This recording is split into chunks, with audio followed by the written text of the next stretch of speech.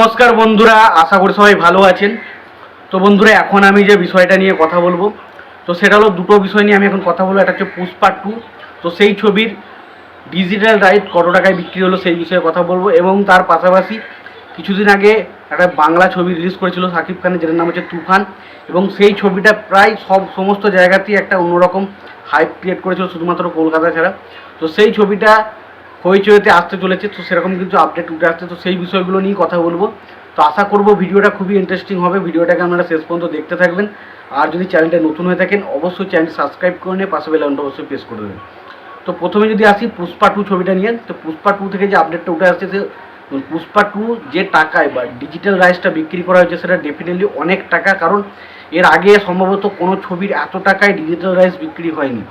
নেটফ্লিক্সের কাছে এই ছবিটা টোটাল সমস্ত ভাষার যে ডিজিটাল রাইটস সেটা কিন্তু বিক্রি হয়ে গেছে, এবং সেটার রাইটস বিক্রি হয়েছে 270 কোটি টাকা।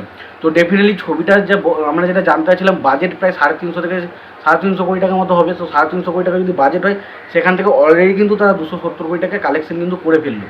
তো ডেফিনেটলি ছবিটা নিয়ে একটা আলাদা রকম হাইপ কিন্তু রয়েছে, এবং পুষ্পা 2 ছবিটা যদি ভালো হয় তো ছবিটা ট্রেমেন্ডাস কালেকশন করবে, এটা নিয়ে কোনো সন্দেহ নেই। ছবিটা 1000 কোটি কালেকশন ভালো হোক বা খারাপ হোক করতে চলেছে। তবে ছবিটা যদি খুব ভালো ছবি হয়ে যায় তাহলে ছবিটা 2000 কোটি টাকার কালেকশনও করলেও এটা অবাক হওয়ার মতো কিছু থাকবে না। এবার আসি সাকিব খানের ছবি তুফান ছবিটা নিয়ে। তো তুফান ছবি দেখুন, তুফান ছবি ট্রেমেন্ডাস কালেকশন করেছে, এটা বাংলা ছবির ক্ষেত্রে একটা রেকর্ড। কারণ বাংলা ছবি আজ পর্যন্ত যত ছবি রিলিজ হয়েছে তার মধ্যে সব থেকে বেশি কালেকশন করা ছবি হচ্ছে সাকিব খানের তুফান। সেই ছবিটা কালেকশন করেছে 56 কোটি টাকার মতো। তো সেই ছবিটা সম্ভবত যেটা জানাচ্ছে খুব শীঘ্রই কিন্তু আমরা হইচই যে ওটিটি প্ল্যাটফর্ম আছে সেখানে কিন্তু আমরা দেখতে পেতে চলেছি, এরকম কিন্তু একটা অফিসিয়াল আপডেট এসছে। তো সেখান থেকে হইচইতে আমরা দেখতে পাবো এই ছবিটাকে। তো দেখা যাক ছবিটা কবে আসে, কারণ ছবিটা দেখুন আরও ছবিটা হয়তো আসতে কিছুটা দেরি হতো, বাট বাংলাদেশে যা পরিস্থিতি চলছিল এই কিছুদিন ধরে, যার ফলে ছবিটা আর সেই মতো আর খুব একটা চলছে না, বা বাংলাদেশে সেইভাবে সিনারিও আর নেই, এবং ছবিটা সেইভাবে সেই কারণে হয়তো ছবিটাকে খুব শীঘ্রই এত তাড়াতাড়ি ওটিটিতে রিলিজ দেওয়ার প্ল্যান চলছে।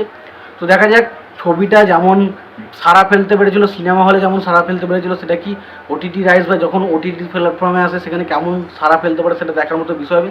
এবং ডেফিনেটলি এটাও বোঝা যাবে যে হইচইতে মানুষ তুফান ছবিটা দেখার পরও আবার কি দেখে হইচইতে, সেটাও দেখার মতো বিষয় হবে। তো ডেফিনেটলি এই দুটো আপডেট নিয়ে তোমরা কতটা কি এক্সাইটেড অবশ্যই জানিও। তোমাদের যদি ভিডিওটি পছন্দ হয়ে থাকে লাইক কমেন্ট শেয়ার করে দিও। চ্যানেলটা নতুন হয়ে থাকলে অবশ্যই চ্যানেলটি সাবস্ক্রাইব করে নিয়ে পাশে বেল আইকনটা অবশ্যই প্রেস করে দিও। ভালো থেকো, সুস্থ থেকো, দেখা হচ্ছে পরের ভিডিওতে।